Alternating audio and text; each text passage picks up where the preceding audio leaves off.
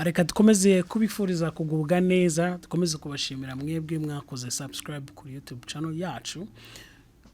Tuzakomeza kugenda tuganira, twababwiye yuko dufite intego zitandukanye, ariko muri podcast yacu aho tuganira ku gakiza n'ubuntu cyangwa se ku ntego zitandukanye zijyanye na salvation.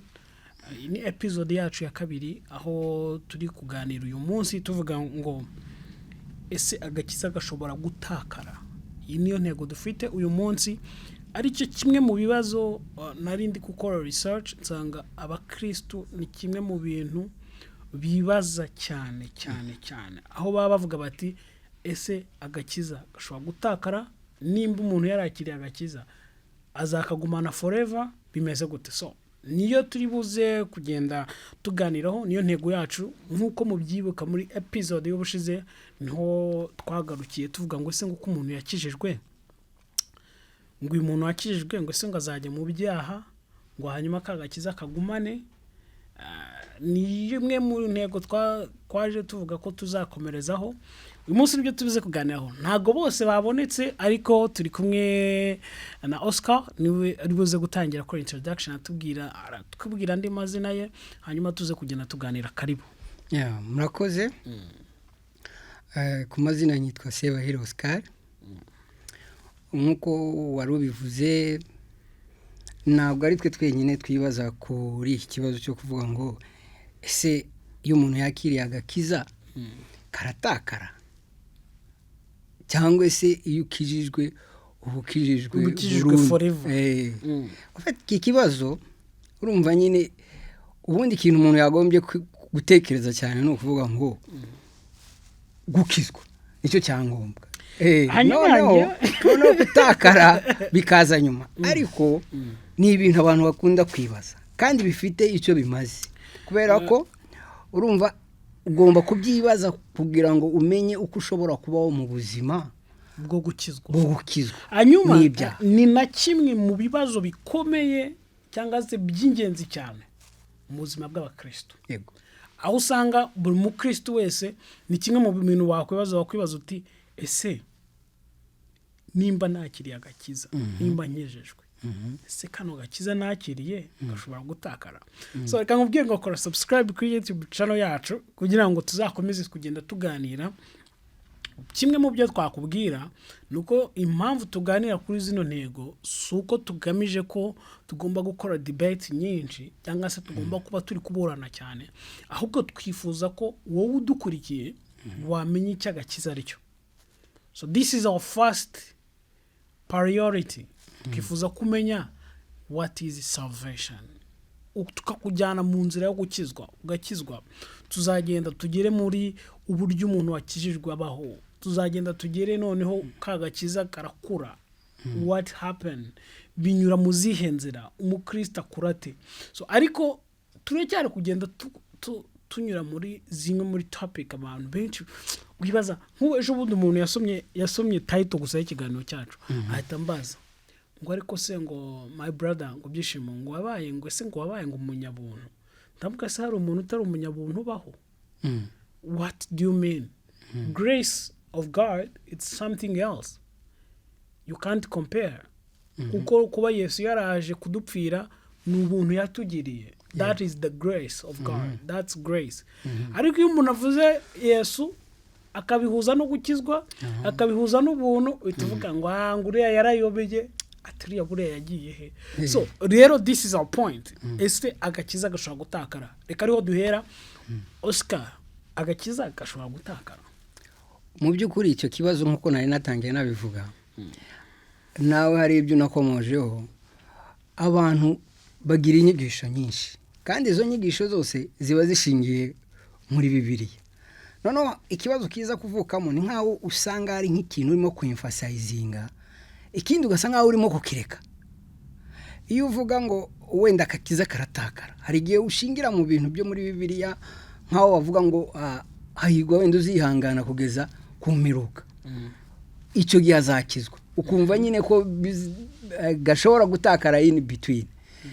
Ariko njyewe uko nyemera ko umurimo wo kurinda agakiza wakiriye, umuntu uzi ko yakiriye agakiza by'ukuri, yarakijijwe by'ukuri, umurimo wo kukarinda ntabwo ari uwe.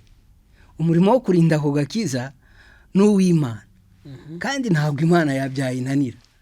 Urumva, hari n'aho yavuze ngo abo mfite mu kiganza nta muntu, niho ndi kureba, nta muntu wabakura mu kiganza cyanjye. Na ririya jambo ryo mu Efeso rivuga ngo yadukijije ku bw'ubuntu, ni ukugira ngo hatagira umuntu uzabyiyitirira ngo wenda nararwanye cyane, nakoze ibi n'ibi ndakizwa. Ako gakiza twagahawe ku buntu, kandi Imana ni ikarinze, niko mbyemera. Gusa ikizamo ni ikihe rero? Ikizamo njye ntekereza ari ukuvuga ngo wimfasayizinze cyane kuri ubwo buntu, ariko urimo kwirengagiza ukuri rimwe na rimwe kubera inyigisho runaka. Ushobora kwirengagiza ukuri, kandi ijambo ry'Imana ryavuga ngo Yesu yari yuzuye ubuntu n'ukuri. Hari ahantu Yesu yasanze umudamu bamufashe yasambanye. Abafarisayo baravuga ngo ukurikije ko amategeko ateganya tugomba kumwica. Muri Yohana 10 niho narindi kureba, muri Yohana 10 28 na 29 haravuga ngo narindi kureba Bibiliya yera, ariko nari mbonye Bibiliya ijambo haravuga ngo nziha ubugingo buhoraho, yego, kandi ntizizarimbuka na hato iteka ryose, yego, ngo kandi nta uzazivunurura mu kuboko kwanjye. Data wazimpaye aruta bose, nta ubasha kuzivunura mu kuboko kwa Data. Njye na Data turumwe. Ntabwo wazikura. Ariko ikibazo kimeze gutya, ariko wenda nkomeza ahantu nari ngeze kugira ngo nkumvishe noneho igihe umuntu afata izo information, njye nkumva wenda yarazifashe nabi. Ntabwo ari password yo kugira ngo ukomeze wikorera ibyaha ngo kubera ko wakijijwe. Icyo ni ikintu kimwe gikomeye. Nibyo narimo kukubwira, ukuri kuri hehe. Nari ngiye kukwereka igihe Yesu yafashe uwo mudamu yasambanye bashaka kumwica, ngo arunama yandika ibindi byose ushobora kubyumva. Yunamutse asanga bagiye, sindi bivuge mu magambo neza uko byanditse, aramubaza bagiye hehe. None Yesu aramubwira ngo nanjye nateka nguciraho. Ariko kuri yamubwiye, sumva ko muhaye ubuntu, agakiza ku buntu, ariko icyo yamubwiye ngo genda ntuzongere gukora icyaha. Uko niko kuri. So hanyuma hano hari ahantu havuga, narindi gutegura igihe narindi gutegura PowerPoint, hano nari akantu nagezeho ndakandika, navuga ngo kavuga ngo Yesu ubwe aduha icyizere cy'uko agakiza kacu gafatanye n'imbaraga ze, yego, atari izacu. Yego, sibyo navuze. None se nimba agakiza ke gafatanye n'imbaraga ze atari imbaraga zacu, ni gute umuntu yava muri kano gakiza, cyangwa se umuntu wakakire ntiyakavamo? Ese nimba umuntu atakavamo, why? Ese ni ryari umuntu yava muri ako gakiza? Ntabwo warakijijwe neza ntabwo wakavamo. None se abantu bavuga ko bagwa biba byagenze gute? Bagwa gute? Ntabwo basubira mu byaha n'ubundi ntibakijije. Iyo si kandi no muri Bibiliya yavuga ngo abo wabonye bagiye n'ubundi ntibari abacu Rio. Urabyumva? Ahubwo ikibazo kimeze gutya, tubihuze noneho nisho kuvuga ngo reka tubijyane gutya mu Baroma, mu Baroma 8:38 na 39 haravuga ngo ngo nta kintu na kimwe gishobora kudutandukanya n'urukundo rw'Imana ruri muri Kristo Yesu. Ese ibi bisobanuye ko agakiza kadashobora gutakara? Agakiza ntabwo katakara, kararinzwe. Ngiye uko mbyemera. Ahubwo ikibazo kirimo ni iki ngiki. Ntabwo ari password yo gukomeza gukora ibyaha. Urimo kubyumva? Kubera ko agakiza n'ugafata nk'amakuru ufite, ariko ntuhinduke. Agakiza kadahindura umuntu. Niba warakijijwe ukakomeza ukaguma ukamera nk'uko wari umeze, iyo password ufite ntabwo ariyo. Bivuze ngo umuntu wenda ku muntu dukurikiye, bivuze ngo nimba warakijijwe ntiwava mu kiganza cye. No, warakijijwe nyakuri. oya ushatse ubyumve gutyo kubera ko none se ubwo nituvuga gutyo ubwo turavuga ko hari n'abakizwa bya fake bafite password itariyo. Abo ngabo bafata rya jambo bakumva ko hari umuntu wigeze kumbwira arambwira ngo ntaragera muri izi nyigisho, hari inyigisho yambwiraga wenda nawe urazizi ngo umutima ngo wari warahagaze ngo nkumva hari ibintu na bimwe ntazashobora ngo amategeko ngo ibiki n'ibiki. Yesu ntabwo yakuyeho amategeko, ahubwo yaje kuyakomeza. Amategeko atumenyesha icyaha. None se umenya icyaha gute? None se nimba bamenye ko ari icyaha why you do it? Niye mpamvu kujyana igusunikirayo. Njye hari agatabo nasomye ntekereza ko ariko gatabo kamfashije, agatabo kitwa Moyo wa Mutu. Yego, sinzi nimba ukazi. Ndakazi nigeze kukabona. Kara gatabo ikintu kimwe kamfashije ku understandinga nyuma yo kwakira Yesu habiki mu buzima bwawe, cyangwa se iyo Yesu amaze kuza mu mutima wawe niki kiba, niki gikorwa gikomeye gikoreka iyo Yesu yaje mu buzima bwawe wamwakiriye. Ndaganira nawe udakurikiye. Kimwe mu bintu nakuye muri kano gatabo k'umutima w'umuntu, bagaragaza ko ngo Yesu ko aza muri wowe bashanjije umutima umwe bashiramo ibintu byiza, undi mutima bashiramo inyamaswa, bashiramo ibintu bibi. Hanyuma nkuramo isomo rimeze gutya: Yesu iyo yaje mu buzima bwawe ni umucyo uba ukumurikiye. Yego. Noneho naho Bibiliya ivuga ngo ese umucyo washobora kubana n'umwijima? Ngo ntabwo bushoboka, ngo kubera ko iyo umucyo uje umwijima urahunga. So bivuze iki? Iyo uri muri bwa buzima bw'ibyaha cyangwa se bwo gukiranirwa, Yesu akaza mu buzima bwawe cyangwa se ukamwakira nk'umwami n'umukiza w'ubuzima bwawe, urwa rumuri rutangira kukumurikira. Noneho wa mutima urimo bya bindi twavuze bikagenda bivamo. Noneho byo birangije kuvamo wa mutima uba clean, hakazamo ibikiza. Noneho rero ikibazo gihari twari turi kugenda twibaza, ese bino byiza ko byajemo bishobora kuvamo, cyangwa se uyu muntu yavuze ko yakiriye Yesu ariko mu mutima we yanga kumuha karibu, agumana bya bibi. Nibyo nashatse kukubwira, wenda n'abantu wenda badukurikirana bumve. Kwakira agakiza ntabwo ari password yo gukora ibyaha cyangwa yo kukorohereza kugira ngo wumve umutima ngo uratuje, noneho kubera ko urimo gukora ibyaha kandi uzi ngo ufite agakiza. That's yo ni wrong password. Ahubwo ufite ako gakiza, ufite uwo mucyo, iyo hajemo ibintu by'umwijima, urumva uwe biramubabaza kandi bigomba gusohoka. Kwavuga ngo umukiranutsi yaguye arabyuka, ntabwo aguma ari hasi, ariko umuntu utarakizwe iwe araryamye ntabwo ajyagwa kuko ari hasi. Ntabwo agwa. Iyo uguye urabyuka, ariko ntabwo bivuze ngo noneho birongera bikaza Yesu agasohoka akagenda warakizwe by'ukuri. Ntabwo byakunda, kuko nkuko wavugaga wa mutima wenda byose simbizi, ariko ikintu cya mbere kibanza kuza ni umwuka uza muri wowe. Uwo mwuka uje muri wowe niwe utuma bya bindi bigenda bisohoka. Niyo nkubwira fine, ushobora kumbwira ngo nta kibazo, ariko nimba utajya uhinduka nta kintu na kimwe kirimo kugusohokamo, ukaba uzi ngo warakijijwe, nta kintu kigusohokamo, ahubwo hakomeza hinjiramo ibintu byinshi. Ufite password itariyo kandi zakurimbura. So hari utuntu dutatu nagerageje gukora kuri PPT nandi gukora. Kambere karavuga ngo ni point 3: Imana izarangiza umurimo yatangiye muri wowe. Tubisanga mu ba Filipi 1:6. Aka kabiri kakavuga ngo turindwa n'imbaraga z'Imana binyuze mu kwizera. Tubisanga muri Petero wa mbere 1:5. Kagatatu kakavuga ngo Imana ishobora kukurinda ngo utagwa. Muri Yuda 24. Impamvu tuntu rero ndusomye ni iki? Imana nimba yakugezemo, irinda kagakiza kawe. Imana irakurinda. Ariho hahandi umwanditsi muri Bibiliya yavuze ngo dushobozwa byose na Kristo uduha imbaraga. Bivuze iki? Bivuze ko ntabwo ngiye nshobora kwishoboza kugira ngo bya bintu bigumemo.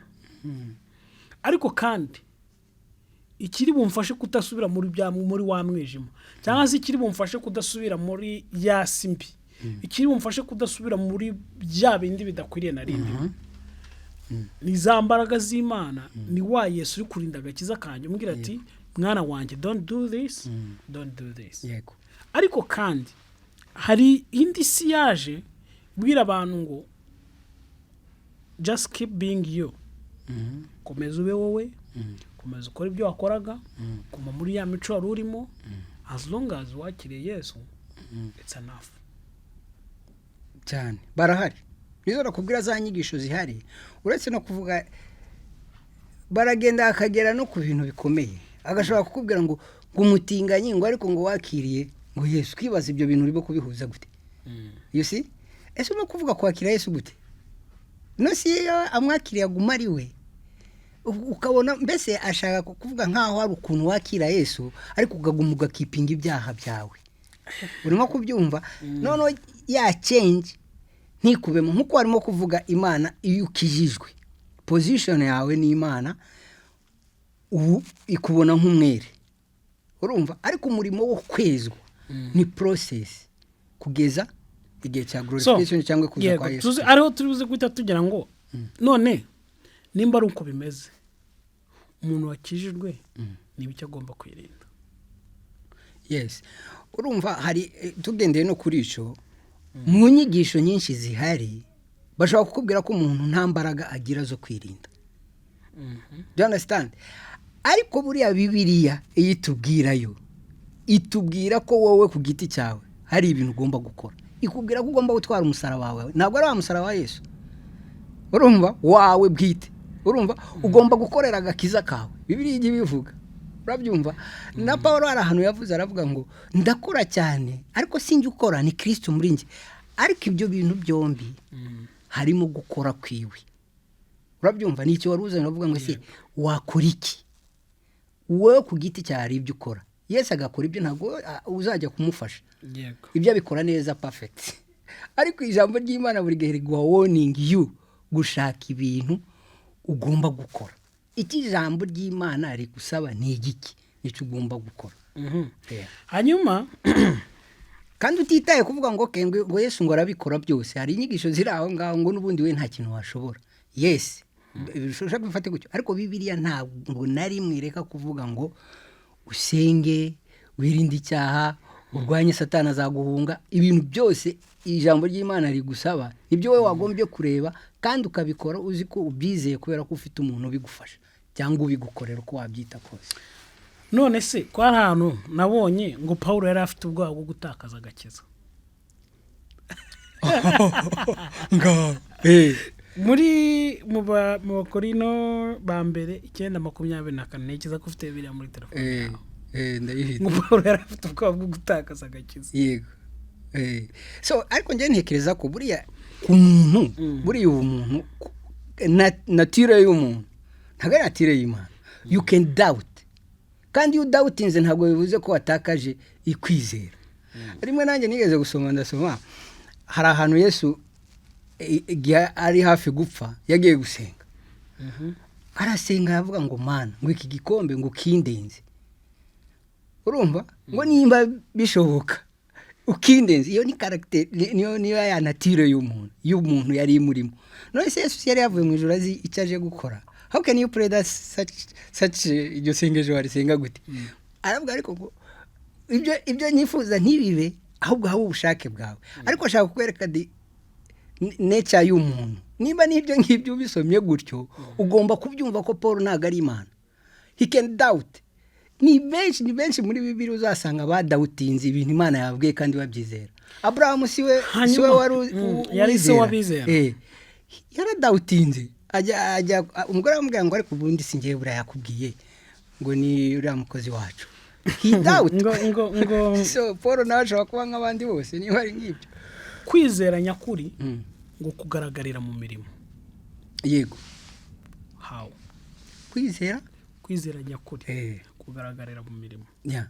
Nukuvuga ngo look nicyo ngicyo twarimo no kuvuga. Ngiye uko mbyumva.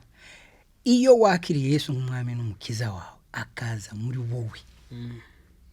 Imirimo myiza ihita itangira. buriya Bibiliya iravuga ngo imirimo yose ujya ukora utarakira Yesu Kristo ni zero, nta kintu uzahembeje. Urumva? Ariko iyo umwakiriye, urabyumva, ugomba guproduza umurimo mwiza. Ese uzananirwa no kwishima? Wakiriye Yesu nariwe no kwishima? Yakobo niwe yababwiye ngo uko kwizera ni mukunyereka kutagira umurimo, no kwizera yego ariko gupfuye. So muri Petero wa 2:10 hatubwira kuri ko tugomba kwirinda kugwa mu cyaha. So kimwe mu byo twabwira abantu badukurikiye, irinde kugwa mu cyaha, byirinde. So don't feel like uri bubikore uri proud, umve ko ari ngombwa kubikora kubera yuko uzi ko wabonye ka gakiza nta kintu uri butakaze. Ikindi kintu navuga nuko ukwizera nyakuri cyangwa se ukwizera nyako kugaragarira mu mirimo yacu nk'uko twaturi kubivuga. Abantu badukurikiye baza gusoma muri Yakobo 2:17. Ikindi Imana irinda abayo kugeza ku iherezo. So nimba Imana yaraguhaye agakiza, Imana izaguha imbaraga, izakurinda, izanakubwira. So noneho nirangiza kukubwira, wowe gusigira choice yawe. Choice yawe rero ni wowe ufite uburenganzira bwo kuvuga ngo I want to stay in this shit, reka ariko tubivuga cyangwa se ndashaka kuguma muri bino byaha, muri uno mwanda. Ese ni gute wabaye umwana w'umwami ukaguma mu byondo, ukaguma mu myanda? Bikunda. So don't feel like you are going to stay muri bwa buzima bw'imyanda ngo kubera ko Yesu yaranje kugucungura cyangwa se wabonye agakiza. Ahubwo ni na indicator kukwereka kutarimo. Exactly.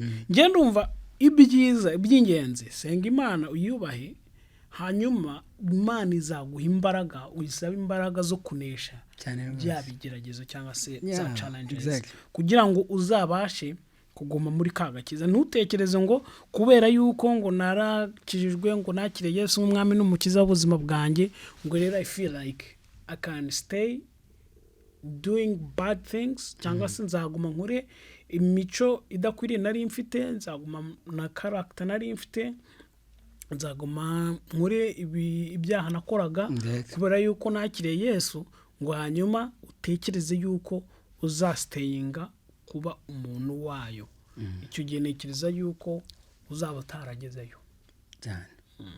Exactly. Yeah. So reka tubashimire cyane. Sinzi wenda icyo Oscar ari buze kongeraho, hanyuma tuze kubabwira ngo ubutaha tuzakomerezaho turebe se noneho umuntu waguye bigenda gute. Ese wa muntu ashobora kubyuka? Yego. Ese ni gute yabyuka? Ni iki kisabwa? Kuko hari igihe dusanga umuntu yakijijwe bituze kubyirengagiza, ugasanga yisanze yagiye muri influence, ugasanga yakoze icyo bita backslide cyangwa se yasubiye inyuma.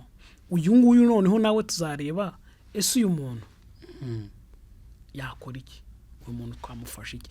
Ariko kuri topic twari turi kuvuga, nimba hari icyo yifuza kuza kubivugaho nka conclusion, ikindi twakubwira ibuka gukora subscribe kugira ngo utaha tuzaze dukomeze tuganire. Ntabwo twebwe dufite indi ntego uretse kuzana abantu kuri Kristo. Exactly.